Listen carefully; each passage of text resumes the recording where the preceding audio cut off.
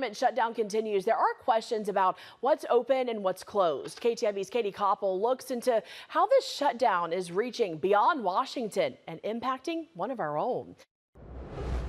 As the government shutdown continues in Washington, D.C., the impacts of it are being felt far beyond our nation's capital. We drove by one of the visitor centers and we heard about the government shutdowns. So we're like, let's go check it out. We were going to get a pass or whatever.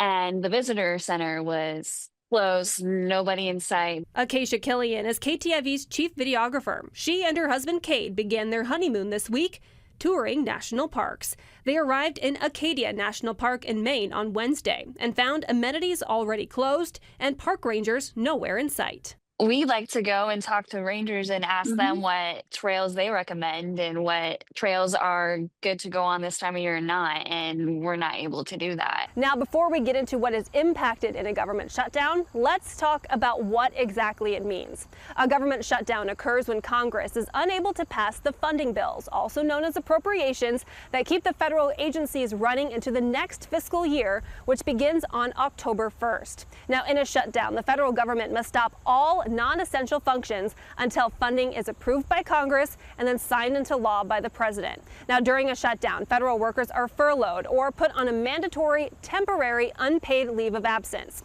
Federal workers deemed essential, like active duty military, border patrol agents, and postal workers, for example, are still able to work. But others, like national park employees and park rangers, are furloughed, meaning national park services like visitor centers, trail upkeep and maintenance, and park cleanup generally stops during a government shutdown. Now, while those workers are furloughed, the Department of Interior, which oversees the National Park Service, says park roads, trails, and open-air memorials will generally remain accessible to the public for now.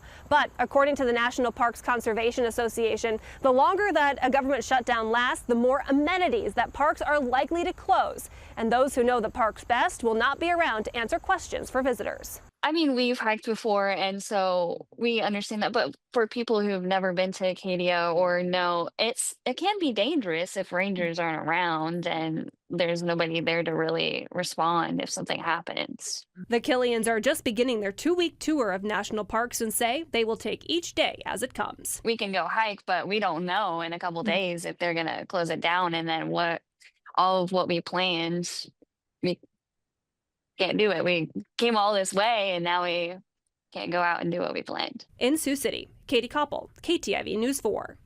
And the Killians have 3 national parks they plan to visit on their trip. They may be forced to, of course, change their plans if the parks close, but say that it just means they'll have to make a trip back at a later date. Now, here's a closer look at how the shutdown impacts national parks. According to the National Park Service, 2/3 or about 9,300 employees were furloughed.